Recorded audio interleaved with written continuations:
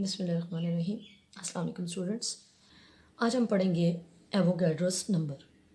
आपके लिए नया है। एवोगैड्रोस इनफैक्ट एक साइंटिस्ट का नाम है और उसने हमारे लिए बहुत ही एक इम्पॉर्टेंट काम किया है। केमिस्ट्री में स्टूडेंट्स हम डील करते हैं सब्सटेंसेस। हम किस चीज़ के बारे में पढ़ते हैं? सब्सटेंस के बारे में। ये सब्सटेंस प्योर भी हो सकते हैं और इम्प्योर भी हो सकते हैं, हमने पढ़ा है। अब सब्सटेंस के अंदर क्या है? एटम्स भी हो सकते हैं, मॉलिक्यूल्स भी होते हैं, ठीक है, और फार्मूला यूनिट्स भी होते हैं। अब ये एटम और ये सब्सटेंस खुद इतना छोटा होता है कि हम इसके अंदर कितने एटम्स हैं, कितने मॉलिक्यूल्स हैं, कितने फार्मूला यूनिट्स हैं, ये कैलकुलेट नहीं कर सकते, हम काउंट नहीं कर सकते, ठीक है। इस प्रॉब्लम को हमारे लिए एवोगैड्रोस ने सॉल्व किया और उसने हमें ये बताया किसी भी चीज़ का एक मोल हो। For example 1 mole of anything, किसी एनी सब्सटेंस, किसी भी सब्सटेंस का अगर एक मोल है आपके पास, तो उसमें नंबर ऑफ एटम्स या नंबर ऑफ मॉलिक्यूल्स, जो कुछ भी आप गिन रहे हैं, या नंबर ऑफ फार्मूला यूनिट हमेशा 6.02 इंटू 10⁻23 हो। कुछ बात समझ में आई? एवोगैड्रोस ने ये, क्योंकि हम केमिस्ट्री में सब्सटेंस के बारे में बात करते हैं, सब्सटेंस में हम एटम्स, मॉलिक्यूल्स और फार्मूला यूनिट उसके अंदर पढ़ते हैं, लेकिन ये इतने छोटे होते हैं कि हम इनको काउंट नहीं कर सकते। हमारी इस प्रॉब्लम को एवोगैड्रोस ने सॉल्व किया। एवोगैड्रोस के मुताबिक किसी चीज़ का भी अगर आपके पास एक मोल है किसी सब्सटेंस का, तो अगर आपके पास एटम का एक मोल है तो उसमें एक मोल एटम के अंदर कितने एटम होंगे? 6.02 10⁻23। अगर आपके पास किसी मॉलिक्यूल का एक मोल है तो उसमें कितने मॉलिक्यूल होंगे? यही 6.02 10⁻23। और अगर आपके पास किसी फार्मूला यूनिट एक मोल है तो उसके अंदर भी number of the particles, number of the formula unit will be 6.02 10⁻23 होगा। तो इस तरह से हमारे पास एवोगैड्रोस नंबर की क्या डेफिनेशन बनी? Avogadro's numbers are the number of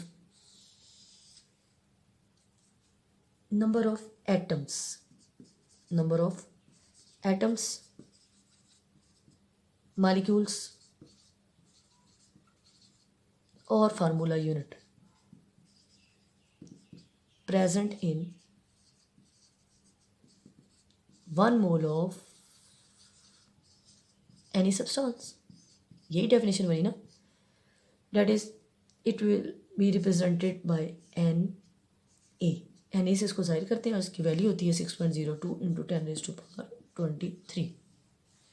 अब इस बात को एक और आसान तरीके से समझते। देखिए, कॉमन हमारे जो रूटीन में है, जिन चीज़ों को हम काउंट करके लेते हैं उनको हम डजन के फॉर्म में लेते हैं।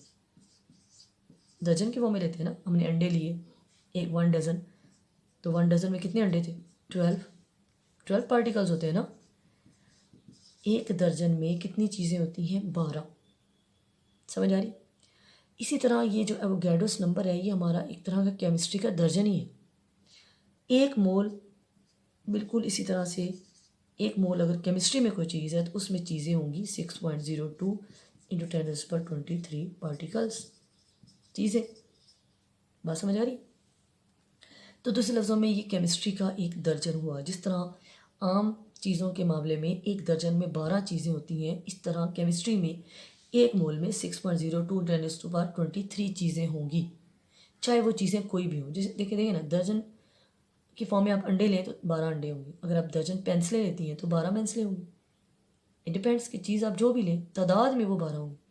इस तरह से आप किसी भी चीज़ का एक मोल कंसिडर करते हैं। अगर आप एटम्स की बात करें तो उसमें इतने एटम्स होंगे। अगर आप एक मोल मालिक्यूल की बात करें तो उसमें इतने मालिक्यूल्स होंगे। अगर आप एक मोल फार्मूला यूनिट की बात करें तो इतने उसमें फार्मूला यूनिट होंगे।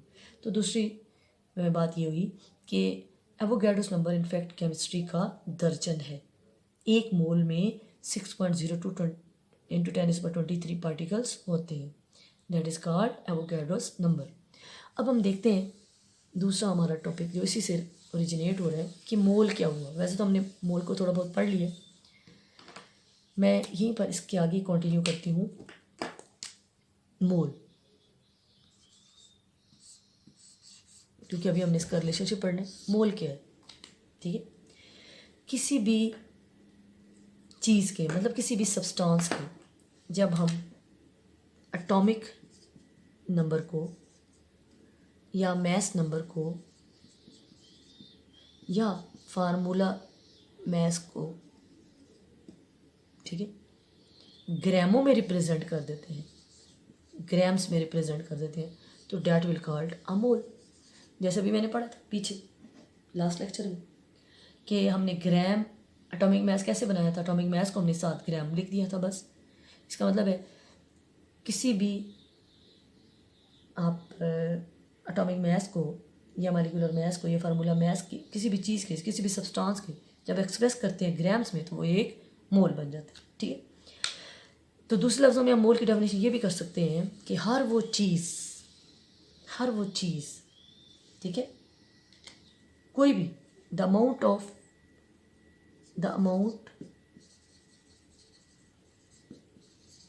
अ सब्सटेंस, किसी भी चीज़ की वो मिकदार जिसके अंदर 6.02 × 10⁻23 पार्टिकल्स मौजूद है, वो एक मोल है। दूसरी डेफिनेशन आ गई, यानी amount of substance which contain 6.02 × 10⁻23 particles is known as mole. ये वही हुआ ना, मैं आपसे पूछूं दर्जन क्या है, आप कहेंगे एक दर्जन में 12 चीज़ें होती हैं। लेकिन अगर आपसे मैं इनडायरेक्टली यूँ पूछूं कि 12 चीज़ों को हम क्या कहते हैं, तो हम 12 चीज़ों के एक दर्जन ही कहते हैं ना, यूँ भी तो बोल सकते हैं। तो इस तरह से ये हमारे एवोगैड्रोस नंबर्स और मोल आपस में रिलेटेड है। ये बड़ा इंपॉर्टेंट क्वेश्चन है कि how the Avogadro's number and the mole is related. तो इसके लिए आप सिंपल एक इक्वेशन लिख सकते हैं कि mole is the dozen of chemistry. 1 mole is equal to 6.02 × 10⁻23 particles, ठीक है। यानी दूसरे लफ्ज़ों में 1 mole is equal to Avogadro's number हुआ ना, ये इनका रिलेशनशिप है कि एक मोल में 6.02 × 10⁻23 पार्टिकल्स होते हैं जो कि एवोगैड्रोस नंबर होते हैं, ठीक है जी, क्लियर हो गया। That was all about. और इस तरह से अगर आप रिलेशनशिप लिखना चाहें तो ये आप लिख सकते हैं। Thank you so much.